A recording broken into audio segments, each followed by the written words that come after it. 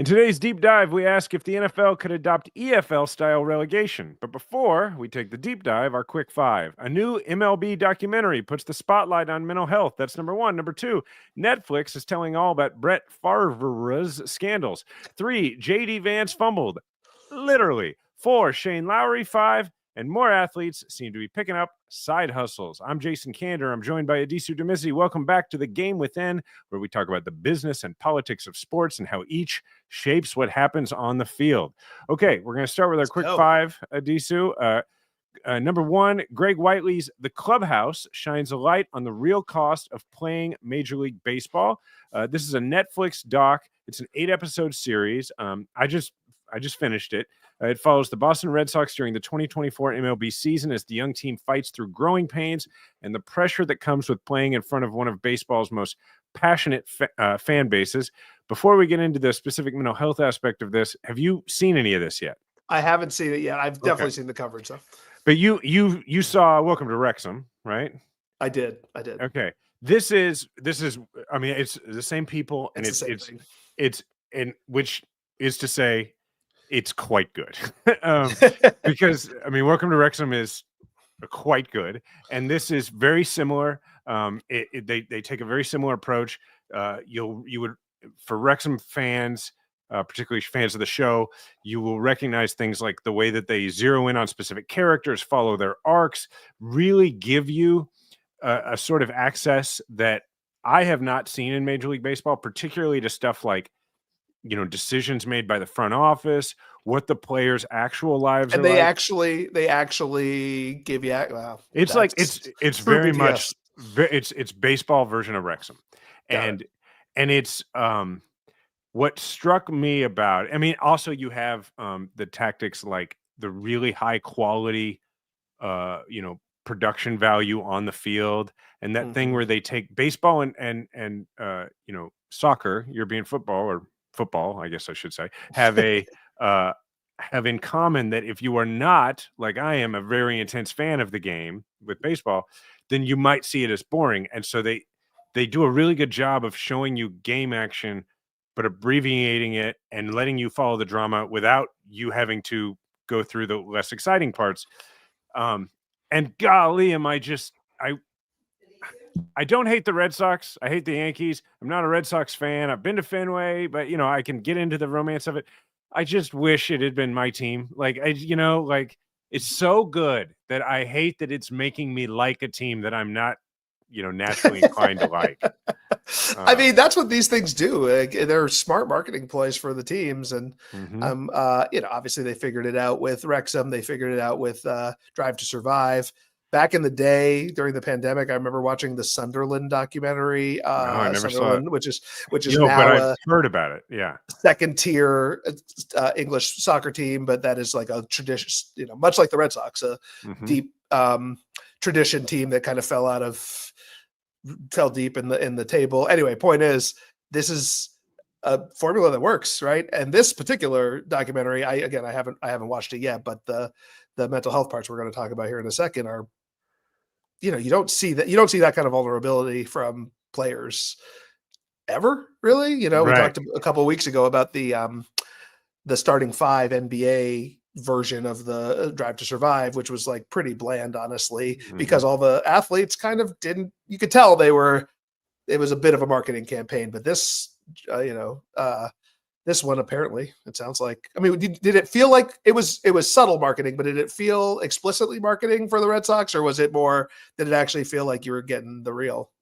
It really. I mean, look, it felt like Wrexham. It felt like you were getting the real, and that's what gets us into the mental health aspect of this. Is that, like with Wrexham, what the Red Sox chose to do here is something that I'm very excited about in this industry, this sort of, sports and entertainment alignment thing, because what it does is it says it drives right through the hesitance that teams have to grant that kind of real access. Because if you think about it, like, most teams now have really quality social media departments, and a lot of them put out like YouTube episodes about, parts of the season. But what they don't do is they don't include truly compelling content that has conflict and drama. Because, naturally, if you're a marketing department, you don't show the warts. And this is having the courage to be like, we're going to show the warts too, because that's what drives emotional attachment. Amen. And so, anyway, that's what brings us to what we're going to talk about, which is in the 4th episode, Jaron Duran, who has talked about his mental health struggles in the past, admitted that he had previously attempted suicide in 2022. He said, I got to the point where I was sitting in my room, I had my rifle and I had a bullet and I pulled the trigger and the gun clicked, but nothing happened, Duran said. To this day, I think God just didn't let me take my own life because I seriously don't know why it didn't go off, but I took it as a sign of like, all right, I might have to be here for a reason. So that's when I started looking at myself in the mirror after the gun didn't go off. I was like, all right, I do want to be here.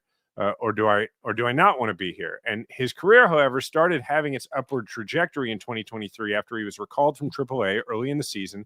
He hit .295 with 40 RBI in 102 games, stealing 24 bases and scoring 46 runs. He became a first-time All-Star in 2024, and he was MVP of the All-Star game. He set career highs that season in home runs, RBIs, and stolen bases. We got a clip real quick from it of Alex Cora talking about Jaron Duran. Like I said yesterday, he's saving lives. That's the most important thing, right? He's saving lives. And in the clubhouse, we all know who he is, how much he cares about our club. He's a leader, he's the one. I always said, come here early, don't miss it, because he might hit a single to left field and extend it to a double. He might hit a homer. He might strike out and snap, you never know. But we're very proud of him. We're very happy for him, happy for his family. They're helping, and I'm very proud. All right. So, obviously, anybody who knows my background knows, like, I've talked about mental health and the importance of talking about it and that kind of thing. But I'm curious, your thoughts, Adisu, on the risks in particular that athletes take as opposed to politicians or other high-profile people by doing this. I think they're numerous. First and foremost, sports is especially Major League Baseball, football, very masculine, traditionally masculine environments, right? And where weakness is seen, or where mental health struggles is seen as weakness, and weakness is seen as fatal, no pun intended, to your ability to lead in a locker room, to participate in team culture, et cetera. So just being able to show any vulnerability, I think, is difficult in those kind of environments, period. On top of that, you have the fact that you're a public figure, right? And a different kind of public figure who, especially in baseball, honestly, golf, tennis, sports where you're all alone standing up there, at the plate or over a ball, you can get heckled. You can get, the eyes are on you in a way that in team sports, they're not. So, particularly for a baseball player, you're really subjecting yourself to, and I assume this has already happened to Duran, like some nasty comments from the stands from, shitty people who are trying to exacerbate what you're probably, you're still going through, even though, you may not be in the same place that you were 4 or 5 years ago. So it's tough, but it's also like, it's important. Like, obviously we're in a place in our culture where we need men to be willing to show this kind of vulnerability and to be willing to help other men, do that. And DeMar DeRozan, Kevin Love in the NBA,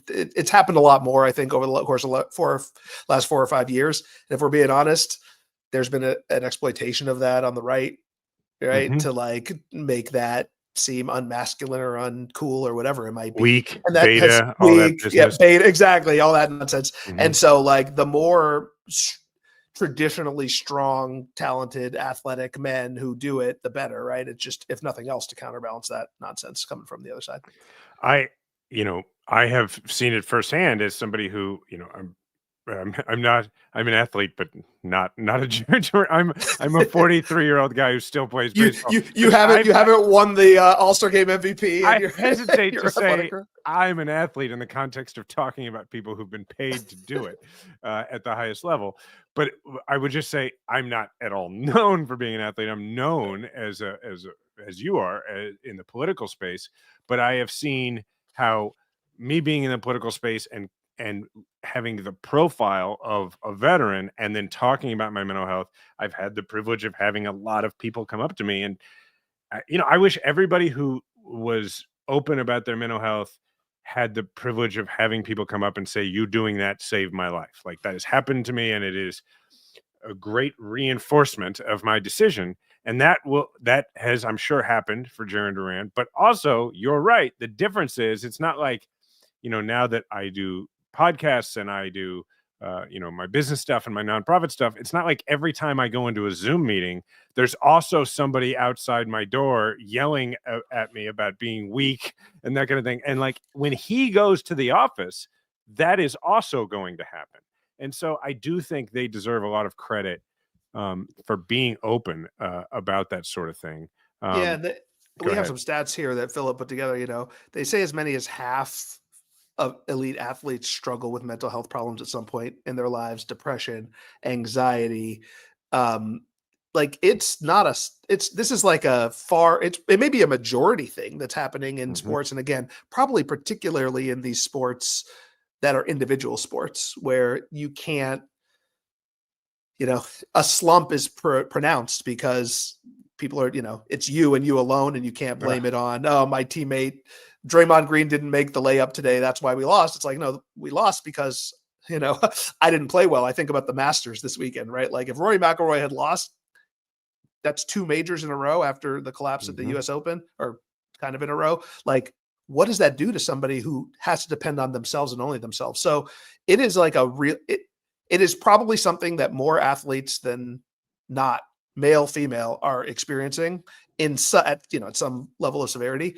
And yet Jarren, I mean, this is an extreme case, an attempted suicide apparently, but like, him coming out and being willing to talk about it is I'm not sure it should be the rule, right? Not everybody has to do that, but it shouldn't be for everybody. It shouldn't be something that is rare, put it like that, right? Somewhere in the middle, but it is, and it has been in, male dominated sports for sure for the entirety of my life and beyond. As an aside, before we go to number 2, I think the other thing that is going to become less rare due to docu-follows like this is this format that gives more access. Because think about the winners that come out of this series. Okay, I'll give you 3. 1, Jarren Duran going into the season didn't know that he was going to make a terrible mistake and yell a bigoted, homophobic slur at a fan who was heckling him during a game. That happened. And, that happened in like July of last year. So we're almost, we're 9 months later when this comes out. And if you watch it, you get invested in him as a person, and then you see him go through that incident. And oh, wow, it definitely, I think that's very helpful to him. I think you see him go through the punishment, you see him talk at the time about how terrible he felt about it. And I think if you are inclined to want to like him, it's very helpful to him because it gives him an opportunity to be rehabilitated. Another person who benefits from it is the manager of the team. Alex Cora is almost like a semi-narrator through the series. And, that means he needs it. A lot of fans will be introduced to Alex Cora through this series. And then the ones who are introduced to him through this series will like him a great deal. The ones who didn't like him because of his role as the bench coach and some say mastermind of the Astros cheating scandal might soften, I would be one of those, soften their opinion of him greatly and see him as somebody who made a mistake. It's great for him. More access ended up being great for him. And then the last one I'll give you is Craig Breslow, the GM of the Red Sox. That is a job where you got to imagine you are always one step away from being fired. And here you are making decisions about whether you're a buyer or seller at the trade deadline, which is going to be viewed at the end of the season. Every season, you either got it right or got it wrong based on the results. But if you get to document your decision-making at the time and the inputs that went into it and how you came to the decision, good chance Red Sox fans who don't like the decision you made get to see you make it and go through it with you. That's probably helpful to you too. Unless you're Joe Shane of the Giants on Hard Knocks, but you got to do it. Yeah, you probably But to the point is, you have to have some confidence in whether you're Cora or Breslow, more the management folks than the players. You have to have some confidence that being yourself and explaining yourself will help you and not hurt you, and you have to be real. And I assume that those guys part of this is the nature of a documentary, which is like after I've never been the subject of one, but like I would assume after months and months of a camera being around, not to mention your job is to be talking in front of a camera a lot, you kind of forget it's there. And then they get the real you. And if the real you isn't a jerk and is somebody who cares about other people and whatever, like that's the key right there. Congratulations. So congratulations to those guys, the Red Sox. I'm watching it now, man. And I was not watching it before we put this on the list. So hopefully some of the listeners watch as well. All right, number 2, speaking of these docs, a new installment of Netflix's untold documentary series called The Hall of Favre, I'm going to keep doing it that way, covers his harassment and fraud scandals. The Fall of Favre, the latest entry in Netflix's untold series, will air on May 20th. It won't sugarcoat the former NFL star's controversial off-field life.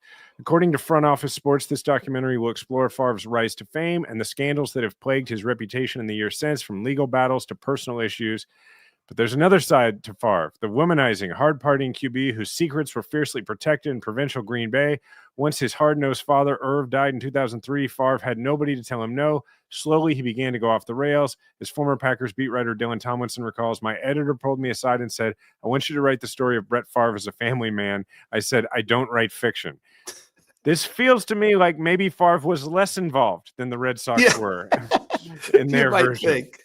There might not be a lot good to say. I mean, he's had these 2 twin major scandals, right? One personal, one more professional. It seems like the guy is going through it, if we're being honest, in his post, during his career and post his father passing away. So I don't want to shit on him too much, but it is. I think it's okay to shit on him for the TANF scandal. Yeah, the TANF stuff. Yeah, you're right. You're cheating needy people out of millions of dollars. That's fair. Well, we should talk a little bit about what that was. TANF is essentially provides food stamps among other temporary assistance for needy families. Needy families. And Favre, who's from Mississippi, is accused, or did he actually settle? I forget. The Mississippi Department of Human Services filed a civil suit accusing Favre, to be clear, which is not criminal. We should say so. He's not going to jail. Right. Accusing him of misappropriating over $5 million from TANF, the Temporary Assistance for Needy Families program, part of a massive state embezzlement scandal. And while Favre insists he didn't know the funds were misused, the lawsuit highlighted that much of the money was in Favre's alma mater's hands, the University of Southern Mississippi, for a new volleyball facility. Favre donated his own money and helped raise funds for the facility, and text messages, which have become public in legal filings as part of the civil lawsuit, show he pushed state officials for funding during the time his daughter was on the team. The university's athletic foundation received $5 million in TANF funds, and according to the state audit and the civil lawsuit, Favre was also paid $1.1 million from TANF funds for speeches that the auditor says Favre never made. He eventually paid the money back, but the auditor has demanded he also pay $228,000 in interest.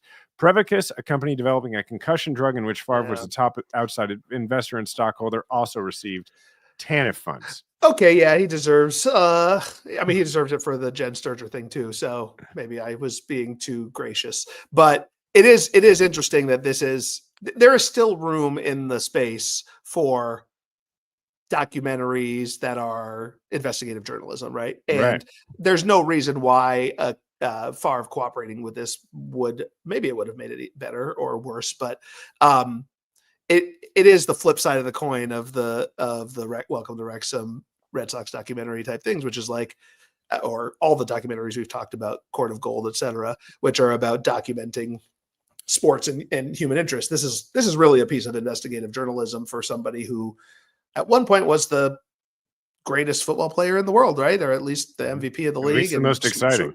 Super Bowl champion. Yeah. For those who may be listening and weren't around for the Brett Favre days, he was the guy. I'm trying to think of who the modern analog for Brett Favre is. He's kind of patient zero for announcers going to the cliche. He's like a kid out there. Yeah, true. It all kind of started with Favre. It's like Jameis Winston, but if Jameis Winston were like really, really good, and not just like Jameis, not just 30 interceptions, but the guy, look, he deserves this treatment, I think, right, for doing something like that. disgusting, whether he knew it or not. Like it, clearly he knew something enough to know that it was wrong, and taking, it's literally stealing from the poor and giving it to the rich, which is insane. And the Sturger sexual misconduct scandal, for folks who don't remember, from, I think he was still a player at that time for the Jets. You want to say Jets, yeah. Yeah, and Sturger was a young woman reporter for the Jets, who accused him of exposing herself to him, himself to her. I'm sorry. And Deadspin, which at the time was, the bar stool of its day, as it were, really went after Sturger for these accusations at the time, and against her wishes, honestly broke the story back in 2010. The site's editor, AJ Delario, a famous reporter of those times, later apologized to Sturger and called himself a scumbag for even breaking the story outright, and ended her chances of a media career. She was, I think, the sideline reporter for the Jets or something like that. So, and Favre, I think, has essentially admitted to this. There were voicemails that came out, so it's not like this one is in dispute. But it's an interesting story of an interesting sports figure for sure, and somebody who 20 years ago was among the most famous athletes in the world, and he didn't cooperate. Probably shouldn't have cooperated or couldn't have cooperated, but I don't know. What do you think of this one? I think I think in particular, the TANF scandal is very interesting and unique, because we've had we've had athletes go into politics for different things. Sometimes they run, sometimes they, just become close to political figures and sort of take their platform and use it on both sides of the aisle. To my knowledge, this is the first time where we've had them embezzle public funds. I get, there's Kurt Schilling had some problems with like taking some subsidies from Rhode Island, but that was more like mismanagement. This is like, Brett Favre, rich guy, got paid out of welfare dollars to give speeches. That's like pretty gross. So, it's probably going to encourage more agents to be like, how about just nothing even close to government or politics, please? Sure. Because it's sort of, it rightfully gives journalists the sort of cultural permission to treat you as something other than an athlete, right? Because like as an athlete, there is sort of a rightly or wrongly an unspoken like, hey, look, this person, nobody asked them to be a role model. They throw a football for a living. Like, is it fair to put the same sort of scrutiny on them?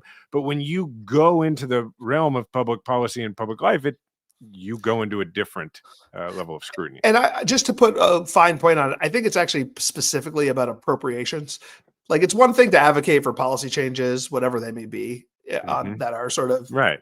The law is written. But once you get into like public funds and money, you are in a whole different world. And, governments spend a lot of money, state governments, even the state of Mississippi, relative to countries in the world, probably spend a lot of money. And once you're a sports figure asking for money out of the public trough for whatever it might be, I agree. I think agents, PR reps, friends are going to tell their clients, stay way the hell away from it. And I get it. You're a rich guy, and all it looks like is a rich guy going to take money from more needy people, even if it's a very worthy cause. Yeah. Okay. Let's go to number 3. Jd Vance fumbled Ohio State's college football championship trophy at the White House yesterday. Let's watch this. Yeah, let's watch it, baby.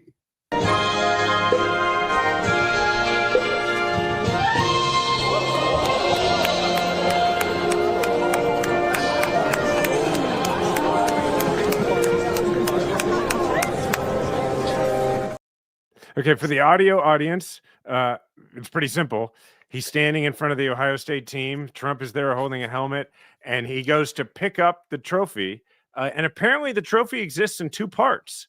And the top of the trophy just comes off the bottom of the base, and it just falls.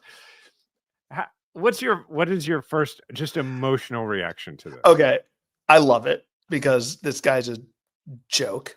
And I obviously, folks listening to this know my politics, but I actually have more contempt for the people who I believe are opportunistically changing their politics as opposed to the true MAGA believers. And JD Vance and the Josh Hawleys of the world, people like that are, to me, exhibit A. So I loved watching a cosplaying whatever JD Vance is doing.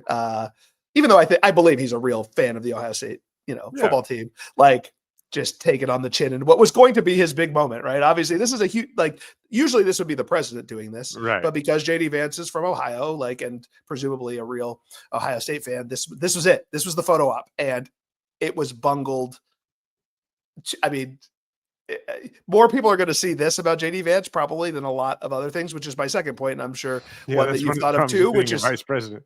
Yeah, my second point, which is one I think you agree with, which is whenever politicians get involved in sports, there's upside for sure, but there's a lot of downside, and you do not want to look like, one of JD Vance's problems, I think, as a politician is that he's not Donald Trump. He's not working class. Like I shouldn't say that. He doesn't present as somebody who is like a MAGA, whatever. He's a Yale educated, Silicon Valley goofy dude. Right. And this is just, nothing hurts more in a political scandal, I put that in quotation marks, but a political scandal, than something that reinforces something that you already believe about somebody. And him as like this bumbling, doofy kind of wannabe MAGA guy this is just going to reinforce that. All right. I want to go back and I want to watch the video again. So before you play it, Philip, I will leave my sound on because I'm going to narrate. What I want to watch closely is I want to watch for whether or not this was preventable. I mean, obviously he could have chosen not to pick it up, but I'm trying to figure out, did he pick it up in a way that brought this upon himself? So let's watch again. Okay. Is he picking it up by the base? No, not really. It must be really heavy. He had a hand on the front of it, and then he basically tried to pick it up by the top part. And I feel like, so, at least if we were doing this as a negligence calculation in a civil case, I've got to put at least 50% contributory negligence on JD here.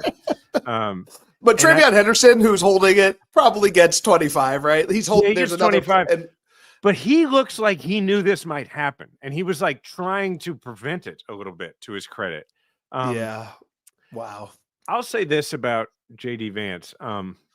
I am always, he's a very like articulate, and I also don't like the dude, and I find how articulate and how good he is at making he has that gift of making really extreme and dangerous ideas sound like common sense, that sort of Chris Kobach-ish thing. And I find that frightening. And I find him to be a worthy adversary for that reason. But I also have to say, I've known a lot of enlisted soldiers and Marines, and I kind of put them, nothing against Navy and Air Force, but I kind of put them in a similar ground pounding, category. I can't recall many who came across as awkward as he does with his greater frequency.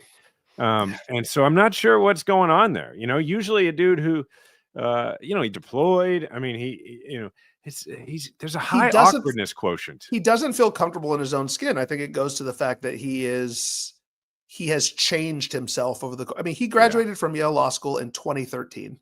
And 12 years later, he's vice president of the United States. He's 40 years old. He just turned 40 in December after the election.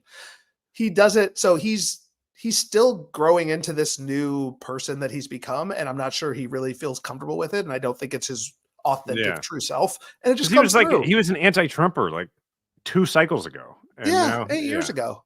So he's just an awkward dude. And now we have a clip that's, this was supposed to be his moment. And instead it is going to be replayed for a long time to come as evidence of sidebar. My own, JD Vance experience was when after Hillbilly Elegy came out, and he was clearly thinking, okay, next I want to do politics. At least once, maybe twice, I was on CNN opposite him, like we were on I think it may have just been me and him, or may have been a larger panel. But I remember I was vaguely aware of him at the time because we had the same literary agent. And she kept want me to meet him or whatever. And I think she has changed her opinion on him since. But I distinctly remember him shoehorning into his answers the words "as a Republican," and I remember just like getting the ick that like, boy, this guy has an agenda where he really needs to position himself. He needs to let people know, really, I am a Republican, and that was the beginning of him sort of choosing the shape through which he would approach the world. And then, just as an aside, for like awkward humans who are Republican politicians, I've long thought that anybody who runs against Ted Cruz in anything, particularly in an election to take place exclusively in Texas, that the move is to halfway through a debate, pull a football out from under your podium and just toss it to him lightly. Because I really believe that if the people of Texas saw Ted Cruz try to catch a football, he'd never win another election. I love it. It's obviously a good test. It'd be a fun test for a lot of politicians. Yeah. So just some free political consulting there. For Ken Paxton. Yes, exactly. Good luck. All right, number 4. Should athletes have time to cool off before talking to the media after a game? Let's go to this video of what's Lowry's. I don't follow golf well enough. He's a golfer who was in contention at the Masters this past weekend. Okay, all right, let's watch this video. No, I'm not going to stand there and talk about Rory for 10 minutes. I'm trying to win the tournament as well, so I know that's what you all want me to talk about, but I've just had a finish. I've got a chance to win the Masters tomorrow. I'm going to hit some balls. We talked about Colin Morikawa a few weeks ago. I think we need time. I think I need a half an hour now to sit there and gather my thoughts. I can't be coming to talk to you guys straight away. It shouldn't be happening. I don't agree with it. Tennis players have to talk to the media, but they have half an hour or an hour before they have to do it. I feel like we should have the same thing. And that's how I feel. Like I'm probably going to say something stupid. I probably already have said something stupid because I'm pissed off right now. So I'm just going to leave, okay? No, Thank you. That actually came across as rather charming. It did. Although he took a lot of shit for it, and it does bring up an interesting question, which is just how accessible should these athletes be directly after the game? What is directly after the game? Is it different for certain kind of sports? Philip pulled a couple of the interview policies. You get a 10-minute cooling off period for student athletes in the NCAA. They have a reasonableness standard in the NFL, which usually is up to 15 minutes. NBA locker rooms usually have a 30-minute pregame period and a 20-minute postgame period. So there's every sport has its own rule. Golf, clearly, it looks like essentially they walk off the 18th green and they sign their scorecard and the media is essentially gaggled for them right outside there. I don't know if there's a right answer to this. I just thought it was a particularly interesting clip because it brings up that question about accessibility, and you want to get the raw, like you want to get the real reaction of somebody, even if they have a good round or a terrible round. By the same token, these guys are professionals. They have to prepare. This was on Saturday, which is the penultimate day before the last round of the Masters. He had a terrible 18. I think he bogeyed 17 and 18, which is why he was so pissed, which kind of put him out of contention. But so he wants to get to the range, hit some balls. He wants to, figure out what went wrong. And instead he's answering questions about Rory McIlroy and other things he doesn't want to do. So I don't know the right answer. I don't know what you think here, but it is definitely a real question about what the media and the public is entitled to versus what these excellent athletes, professional top of the line athletes need to perform at the top of the line in their profession. I totally see where they're coming from, but as a fan, like I'd rather see the real reaction, but I feel like it's incumbent upon all of us to not judge a person by what they say immediately after competing necessarily, I think about like just as a recreational athlete, like probably the crap I say when like my adrenaline is running and stuff is probably not what I would want in the paper necessarily. It actually reminds me of a principle that we were taught during military intelligence training. I was a military intelligence officer in the Army, but I was not an interrogator, but we were taught sort of like enough to be dangerous with each discipline of intelligence. And one of the things we were taught is that if your element captures an enemy detainee, that you may not be qualified necessarily, or the people who do capture them may not be qualified to interrogate them, but they are encouraged to do direct questioning. And direct questioning was like, let's say you roll up on a house and you arrest a couple of people. You may not do a full interrogation, but you are encouraged to sit down and be like, hey, what's your name? Where'd you come from? Why are you here? All that kind of stuff. And to do rapid fire quickly, because what we were taught was the level of adrenaline and the disorientation that is happening is that's the period where you're most likely to get really valuable information. And it kind of reminds me of that. If you're as somebody who I've not heard of and you're trying to win the Masters and you just crap the bed, you're probably in a similar, sort of mental place. And I can see the argument for why you may not want that to be on national television. And it by the same token, if you are a member of the management, if you're a member of the media, of the public, that to our earlier conversation about behind the scenes documentaries, like that's what builds interest in the sport, is that kind of reaction, whether again, positive or negative. I mean, I don't know if you're not a golf fan. I don't know if you watched the Masters on Sunday. It was incredible.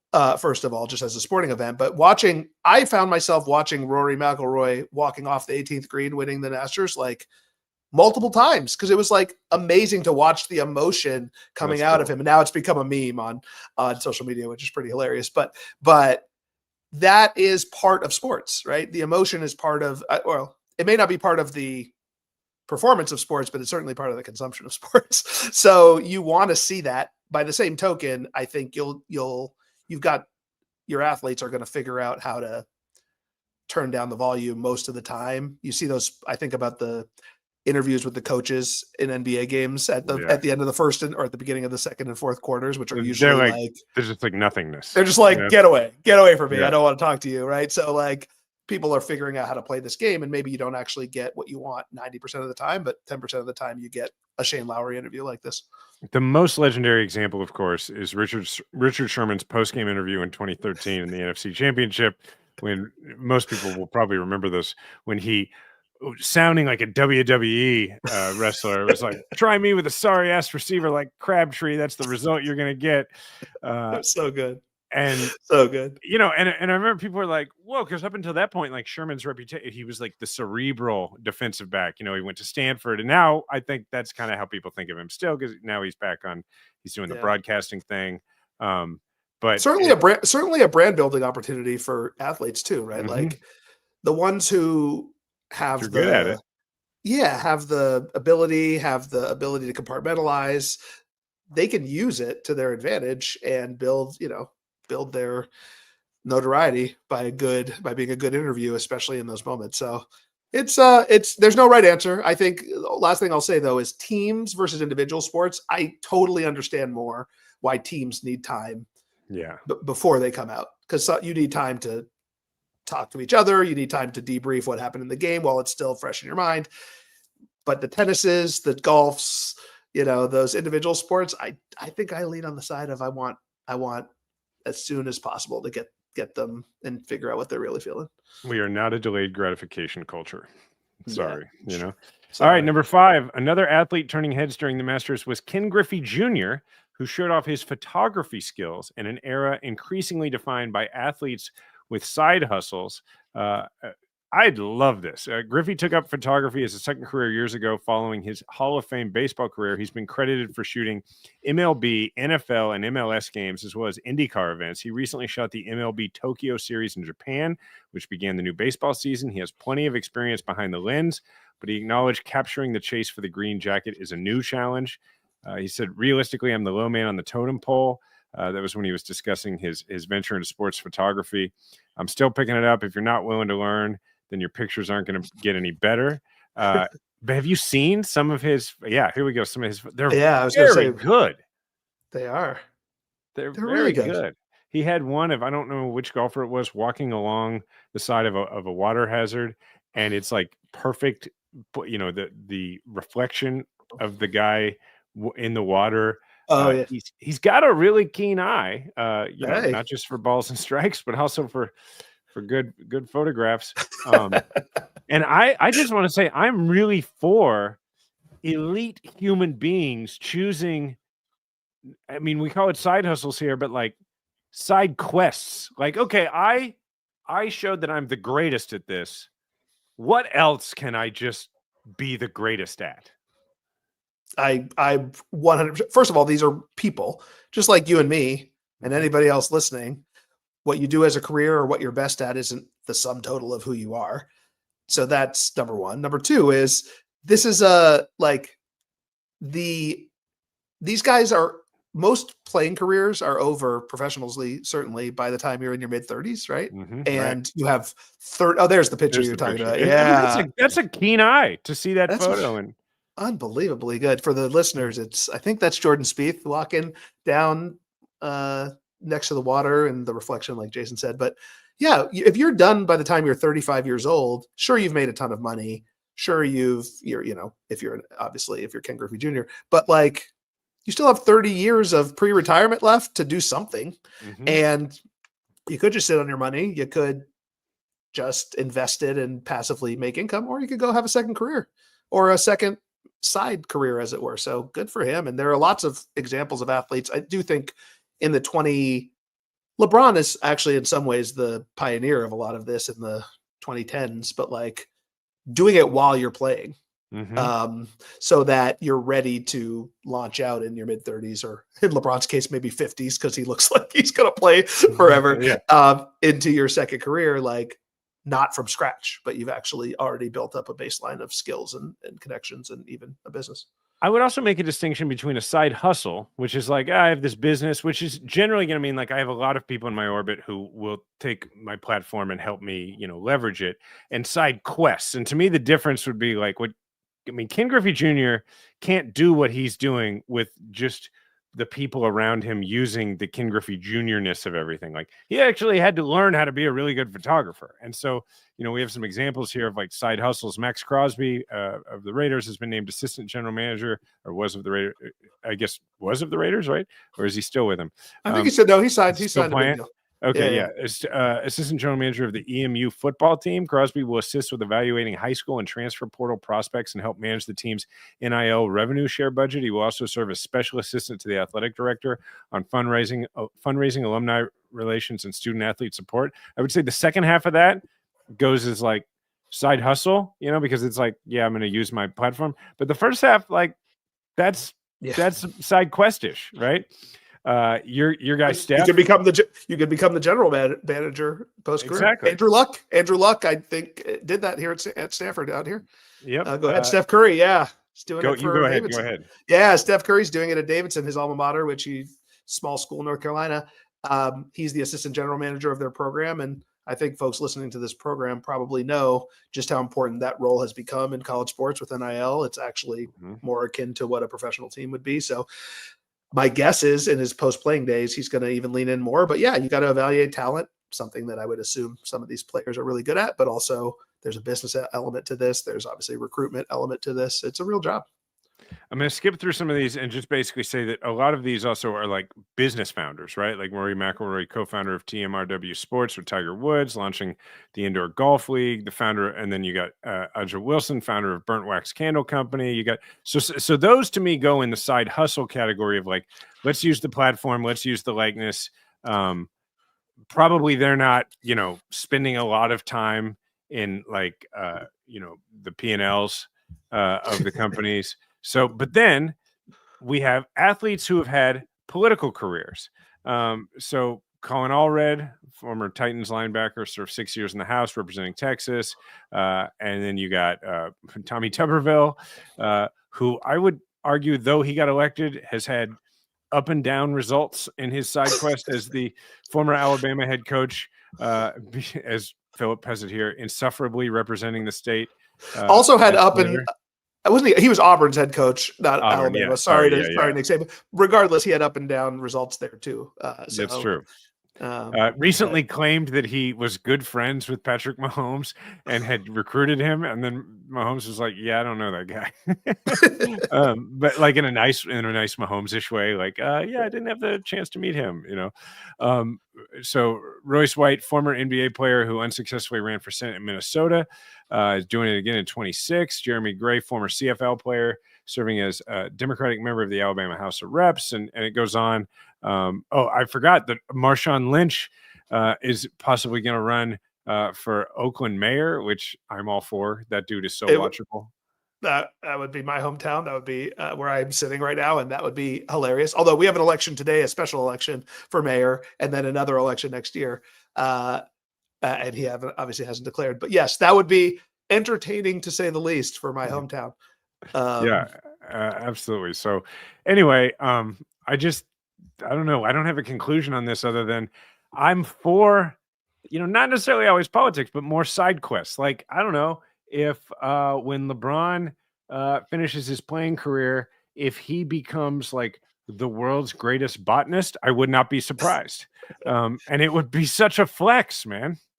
It would. And these guys are, they're smart. Like, and women are smart. Like they are, it's not just brawn and talent that gets you success in sports. It's discipline. It's intelligence. It's a lot of strength and resilience. Exactly. The ability to power through. Like, so there's a lot of reasons why athletes who are successful at the highest levels can be, and it'd be fun to have them in our lives too. Right. Like, especially as we get older. Ken Griffey, how old is he? Probably in his 50s. But we were talking about him and Brett Favre. Listen to us, the old men, thinking about our glory days. But like they were the players of their generation, and like obviously have gone in different directions post playing career. But it's pretty cool to have these athletes stick around in different ways in your life as you grow up, after you grow up with them. And I want to see more of them. I want to see more ex-athletes. I want to see more of the current athletes do cool things. I have to say the goat of all of this, of the like post-career side quest and side hustle / side quest, has got to be Shaquille O'Neal. I mean, the guy, there's lots of people who never saw him play basketball who know exactly who he is, and he's very relevant to their lives. He is Magic Johnson too. Magic Johnson. Yeah, too. but Shaq is past Magic in the public consciousness for sure. Yeah, Shaq is the Snoop Dogg of the sports side, of the athlete side of this. Just relevant to every generation in many different ways. 100% approval rating.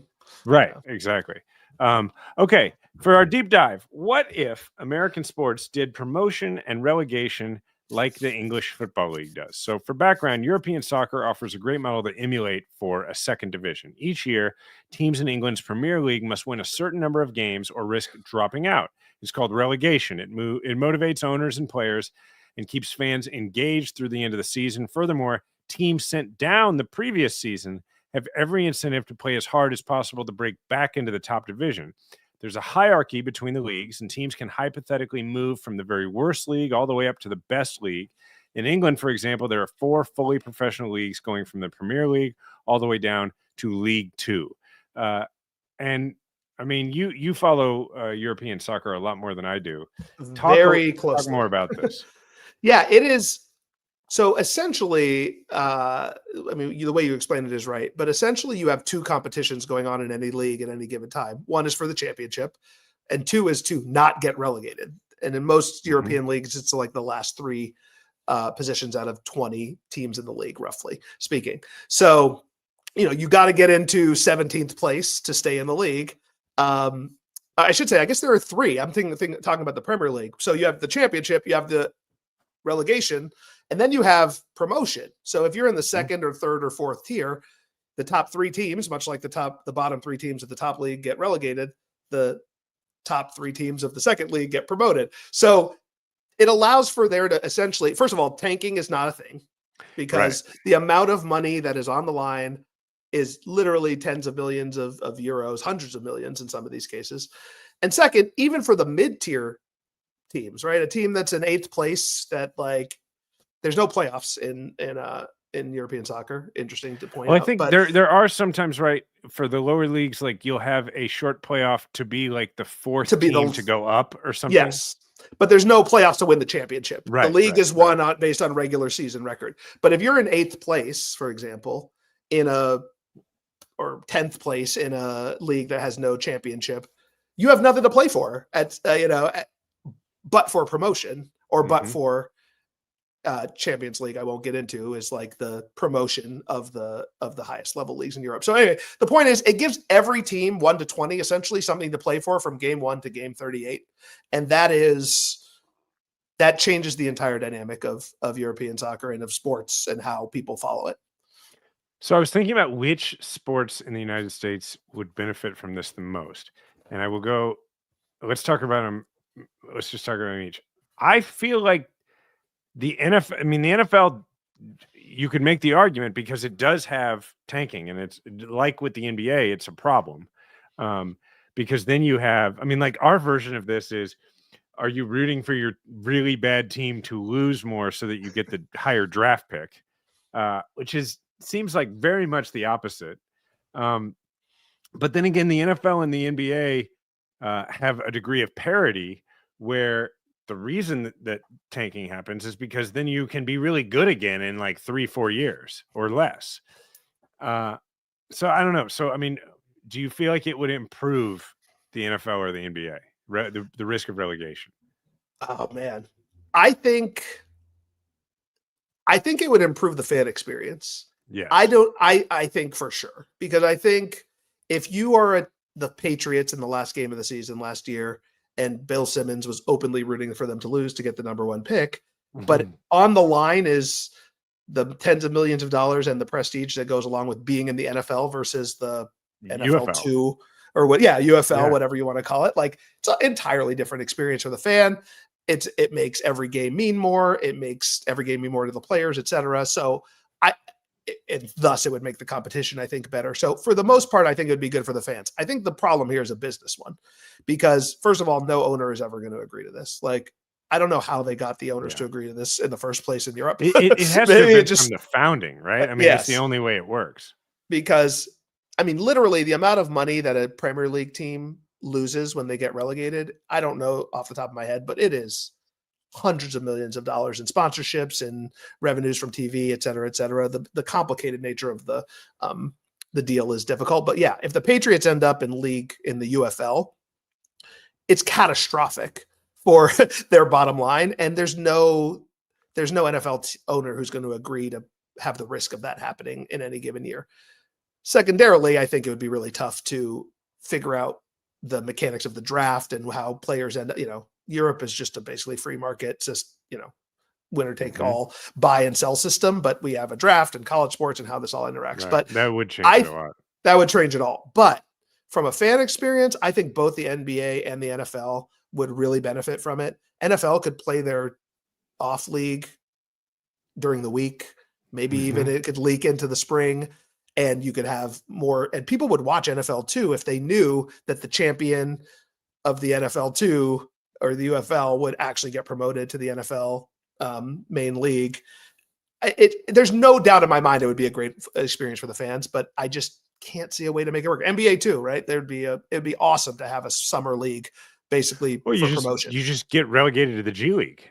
And then all of a sudden, you're watching the 2 best G League teams to figure out if they're going to, come into the end of the NBA. What do you think? Baseball, I've actually thought about this for baseball, because it could it already has minor leagues, but I'm curious what you think. Like, it kind of is already there, so you could just like tweak it a little easier. Baseball is the sport that is the least likely to ever do anything like this, because in baseball, as we've talked about in the past, you have to have 15 meetings to allow people to have the bat be slightly different, However, it is absolutely the sport that could benefit from it the most. And the reason for that is that when you are, and it's why they've expanded the playoffs in baseball to create, more opportunities for fan bases to have something at stake as as you get into August and September.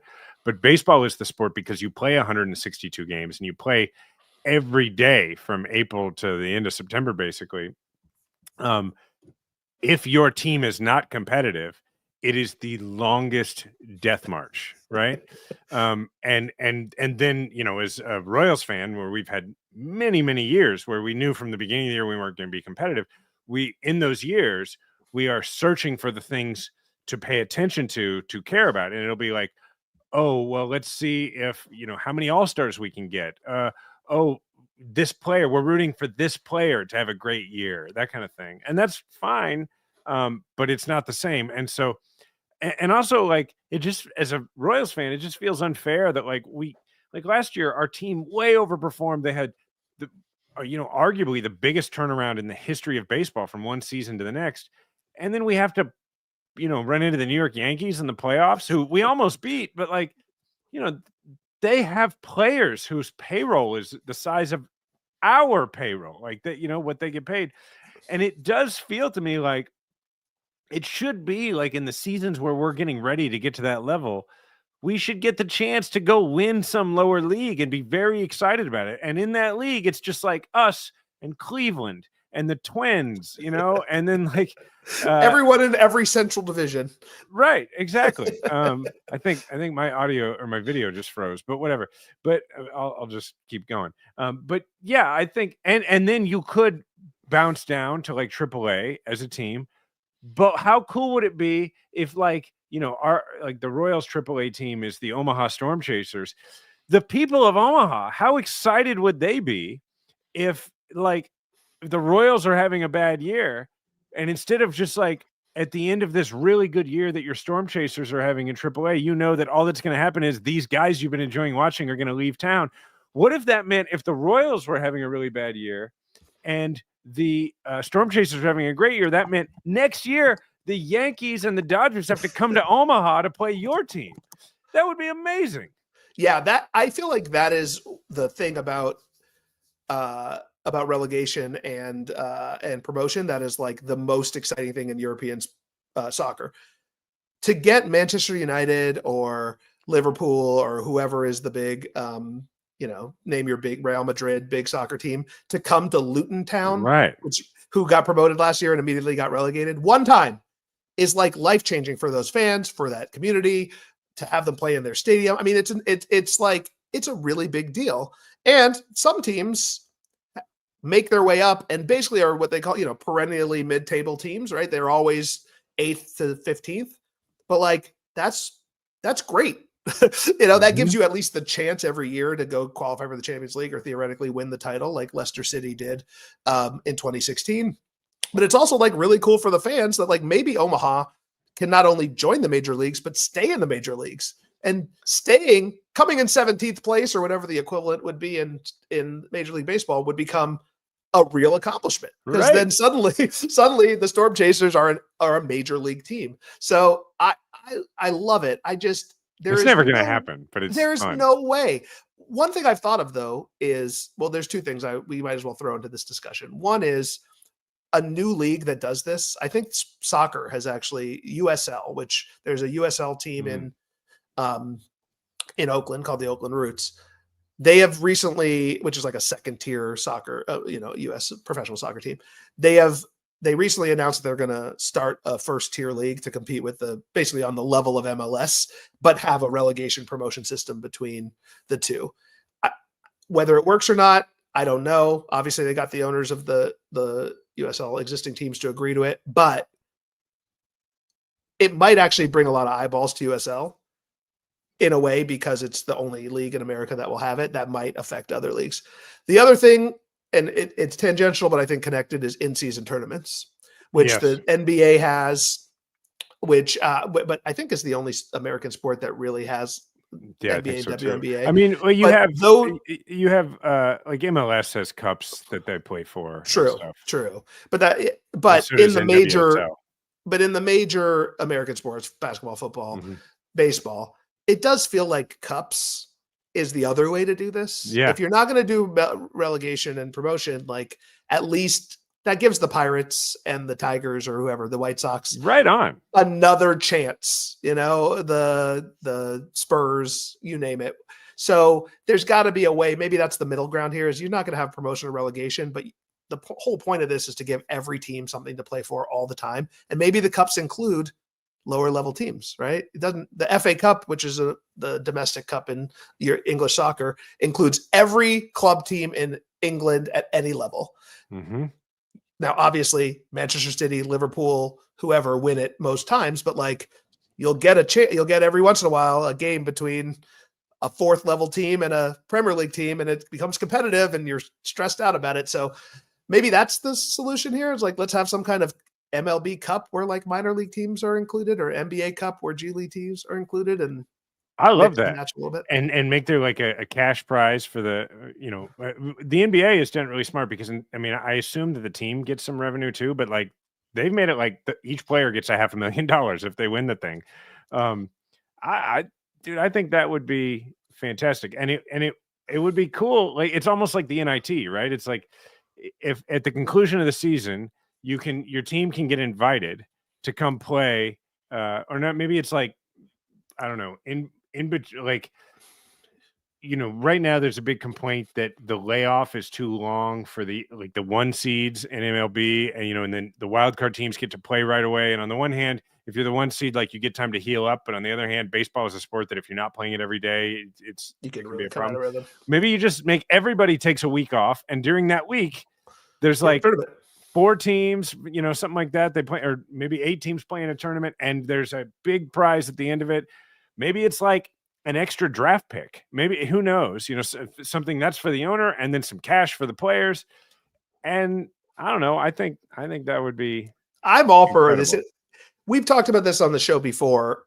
Innovation in American sports, particularly, I think, the non-football sports that are not, football is its own institution, but I see no reason why these folks shouldn't at least explore some of these things. I've always thought Major League Baseball in particular, like, the season's already 6 months, make it 6.5 months, make the All-Star break 2 weeks and do a tournament, and the winner makes the playoffs. I don't know, like, come up with something. Yeah, there's like one extra playoff spot to go to a team that won that. Yeah, I like that. Who knows? There's a CBA involved. There's revenue things to figure out. It's complicated, but like, innovate, right? This is the point. Innovate or die. And I'm not sure these institutions are going to survive forever, living like they did in the 1800s and 1900s, given that, I can't believe I just called it the 1900s. I was alive in the 1900s, but 1800s and 1900s. I just call it the 20th now, century. Yeah, the 20th century.